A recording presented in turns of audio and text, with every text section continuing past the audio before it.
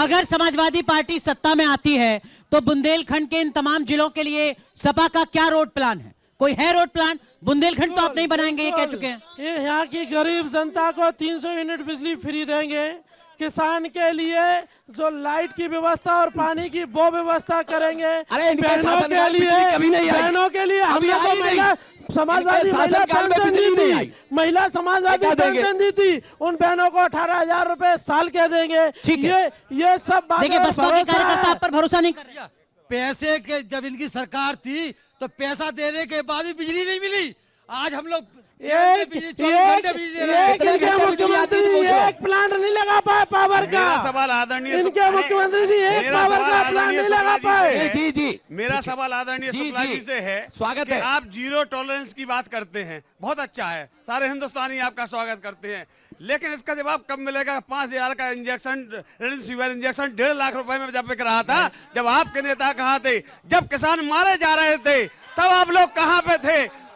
आप zero tolerance की बात करते हैं। आपके विधायक की जब संपत्ति 25 गुना बढ़ती है, इसमें आप क्या कहेंगे? जवाब दीजिए। मैं जवाब दे रहा हूं शुक्ला जी, आप ही की तरह तलकधारी है जो आपसे सवाल कर रहे हैं। मैं जवाब दे रहा हूं। इनको आप अपना वोटर मत मान लीजिएगा, सीधा सवाल। मैं जवाब दे रहा हूं। दीजिए, कीजिए।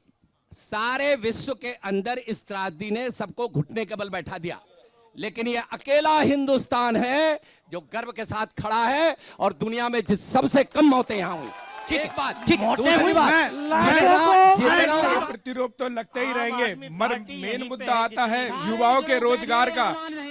फार्म पे फार्म भरे जाते हैं, पेपर लीक हो जाते हैं, रोजगार मिलता नहीं है, युवा दर बदर भटक रहा है। रोजगार एक मुद्दा है, कोरोना अपने आप में एक मुद्दा है। जरा पीछे चलते हैं। सर, कोरोना में शुक्ला जी से मैं पूछना चाहूंगा, इस भाजपा सरकार ने, मैं एक कोविड वर्कर हूं, प्रोत्साहन राशि की घोषणा की जो कि आज तक नहीं दी है प्रोत्साहन राशि। और उसके लिए जो मेरे माँ बाप थे कोविड में, वो दोनों तीनों भाई और माँ खत्म हुई, आज तक कोविड में। ये बता दें कि शुक्ला जी काम मेरे को खड़े मिले, और शुक्ला जी ने कही थी बात, जब शुक्ला जी विधायक थे, मैं बताता शुक्ला जी ने खुशीपुरा में बताई थी आपने कि किसी माँ ने दूध नहीं पिलाया है कि जो शुक्ला जी को हरा जाए।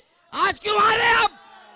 इन्होंने आज का सबसे बड़ा मुद्दा है बेरोजगारी, क्योंकि भारत में सबसे ज्यादा युवा है, इस पे कोई भी चर्चा नहीं कर रहा है। 3 साल से आर्मी की भर्ती नहीं हुई, गरीब तैयारी करता है आर्मी का, वो 3 साल से ढूंढ रहा है, लेकिन भर्ती नहीं। सरकार से सवाल पूछे शुक्ला साहब, एक एक करके बताइए, बेरोजगारी पर आप क्या कर रहे हैं? ये कह रहे हैं कि बेरोजगारी बड़ा मुद्दा है। दूसरा सवाल, उस शख्स ने बताया कि मैंने अपने परिवार के लोगों को खोया है, उस महिला ने बताया कि 35 लाख रुपए कोरोना के इलाज पर मुझे खर्च करने पड़े। यहाँ से शुरू करता है, शुक्ला जी कहाँ थे बताइए। तो मैं यहाँ पूछ लो, हमारा बेटा खड़ा है, हमने प्लाज्मा की बैंक बना करके सैकड़ों लोगों को प्लाज्मा दिया है, नंबर 1।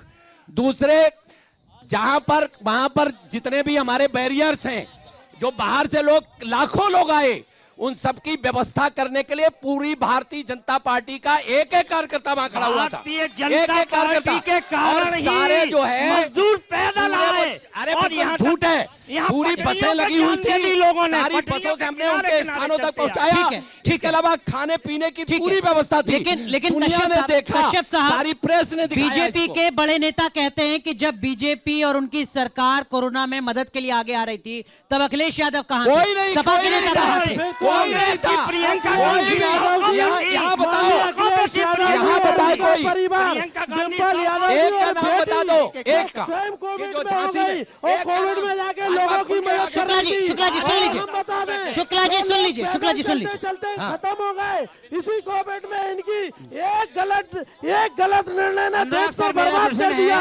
तो वही माननीय अखिलेश यादव है जिन्होंने 1-1 लाख रुपए। ठीक है, चूंकि कोरोना का जिक्र हुआ, कश्यप साहब, इन्होंने क्या किया? कश्यप साहब, केवल मौतें अगर हो गई तो उनके लिए भारतीय संस्कृति के हिसाब से जो लकड़ी की व्यवस्था होती है वो व्यवस्था नहीं कर पाए। ये बात करते हैं कोविड की।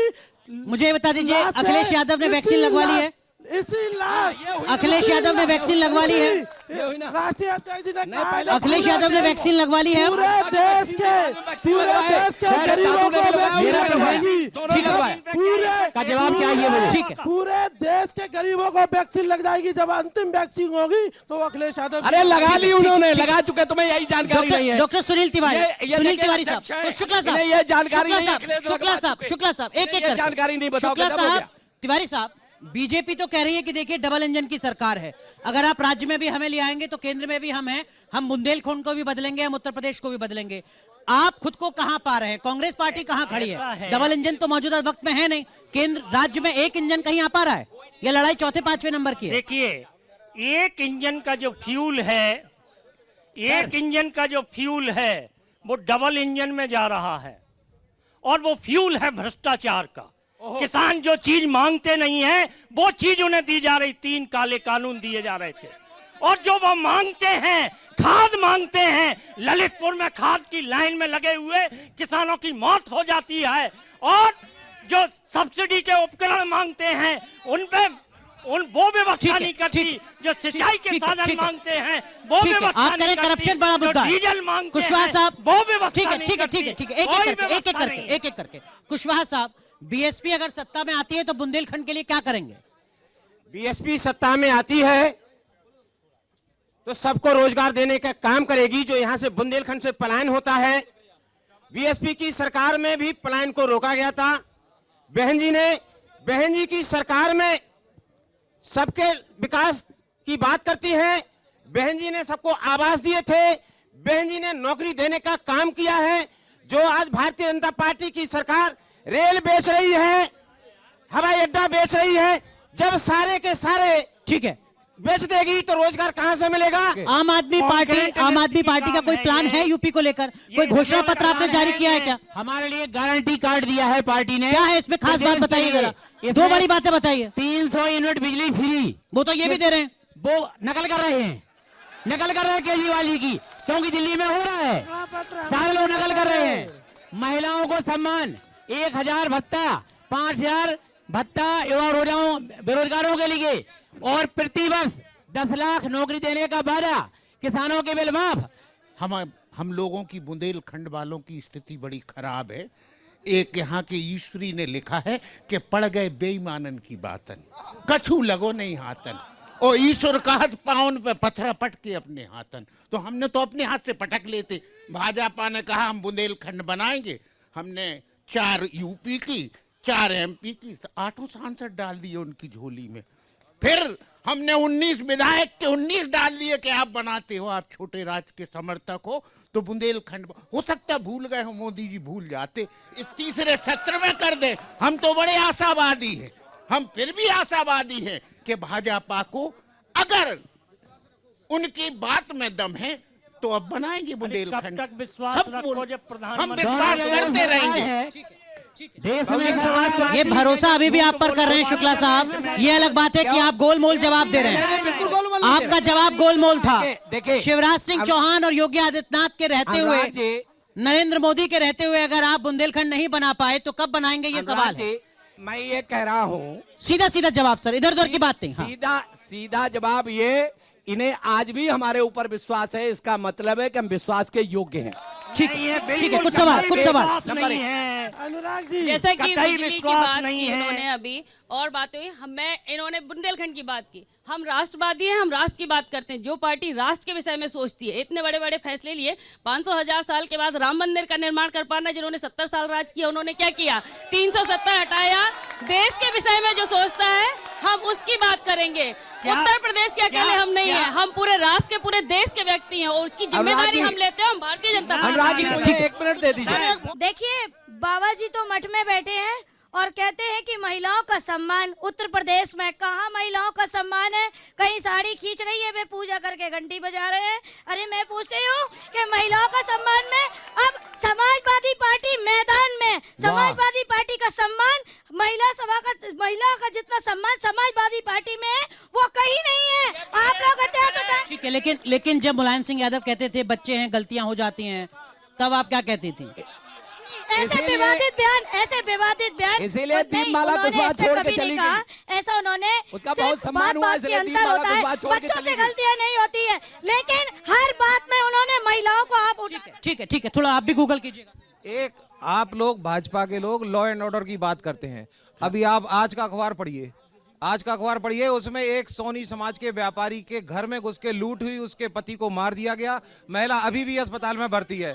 ठीक है, एक अभी झांसी जिले में 21 हत्याएं हुई हैं अभी पिछले 4 महीनों में। उनमें से आप पता करिए कितने का खुलासा कर पाए। ठीक है, लॉ एंड ऑर्डर, मैं आऊंगा आपके पास। कुछ सवाल पीछे से, कुछ सवाल पीछे। जी जी, अगर लॉ एंड ऑर्डर है तो बहन कुमारी मायावती जी के शासन में, वाह, बहन कुमारी मायावती जी अपने ही सांसद को अपने ही घर से गिरफ्तार करने का काम करती हैं।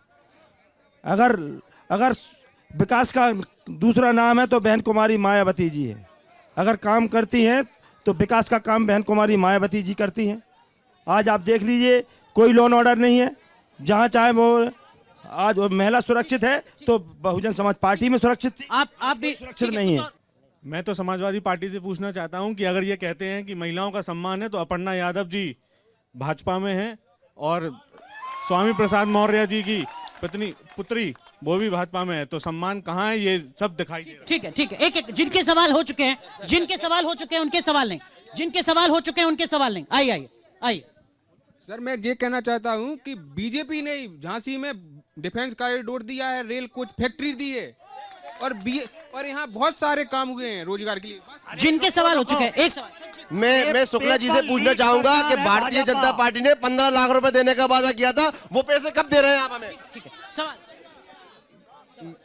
जैसे भाजपा के लोग और लोगों की बातें टॉलरेंट होके सुनते, एक मिनट, अपर्णा दीदी एक मिनट, जैसे भाजपा के लोग टॉलरेंट होके और लोगों की बात सुनते हैं, मेरा सब पार्टियों के लोगों से निवेदन है टॉलरेंट होके सुने। मैं एक बात बोलूंगा, एक आपने सुनी होगी कहावत, जिनके घर शीशे के होते वो दूसरों पर पत्थर नहीं फेंकते। सवाल क्या? मेरा सवाल नहीं है, मैं अपनी बात रखने के लिए आया हूं कि आज जिनके बसपा, सपा, कांग्रेस जब भ्रष्टाचार की बात करते हैं तो उन्हें सोचना नहीं पड़ता। कोविड में अभी सबने कोविड का मुद्दा उठाया, कोविड में कौन सी पार्टी के कार्यकर्ता लगे थे? सिर्फ भाजपा की पार्टी के कार्यकर्ता ने। ठीक है, सारे लोग सड़कों पे थे। मेरा सवाल समाजवादी पार्टी से है, ओबीसी के नाम पे सत्ता में आए 4 बार और उनसे पूछ रहे तो ओबीसी में कौन आता है? तो जब लिस्ट जारी होती थी 10 में, तो 10 में से 7 यादव होते थे और मैं भी ओबीसी कास्ट से हूँ, और 3 मुसलमानों के होते थे। तो ओबीसी में और कास्टें भी आती हैं, तो ठीक है, चलिए जरा एक बार जरा आप हाथ उठाकर फैसला सुनाइएगा। क्या योगी सरकार का जो दावा किया जा रहा है कि लॉ एंड ऑर्डर बड़ा मुद्दा है, बड़ी उपलब्धि है, लॉ एंड ऑर्डर बड़ी उपलब्धि है क्या बीजेपी की? ठीक है, क्या अगला सवाल, क्या रोजगार बड़ा मुद्दा है? क्या महंगाई बड़ा मुद्दा है? ठीक है, शुक्ला साहब, अब जरा मुझे आप ये बताइए, ये जो यहाँ पर अभी डिफेंस कॉरिडोर की बात की जा रही थी, बुंदेलखंड को बदलने के लिए बीजेपी कब तक का वादा कर सकती है? बोलिए। जब मैं विधायक होके आया 89 में, तो ये किले तक जाने का रास्ता नहीं था। इस पार्क को, ये छोटा पार्क छोड़, नहीं, मैं तो पूरे बुंदेलखंड की बात कर रहा हूँ। बुंदेलखंड के लिए डबल इंजन की सरकार का क्या विजन है? एक मिनट, मैं केवल एक छोटी सी बात कह के आगे बढ़ता हूँ।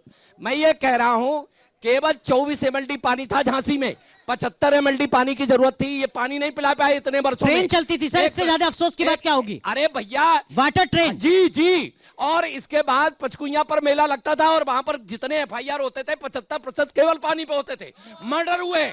और ये रवि शुक्ला ने किया, घर घर पानी पहुंचाने का काम किया। सपा का बुंदेलखंड को लेकर क्या विजन? एक मिनट, सपा का क्या रोड मैप है?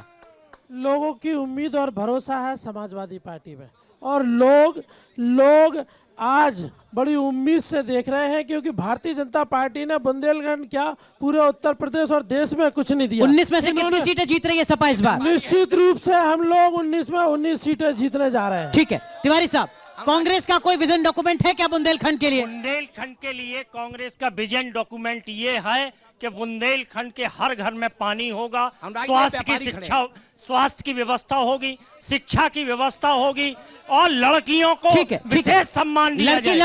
लड़की लड़ सकेगी। कुशवाहा साहब, बीएसपी जिसका गढ़ रहा है कभी बुंदेलखंड, अगर यहाँ से आप सीटें जीतते हैं तो कैसे तस्वीर बदलेंगे?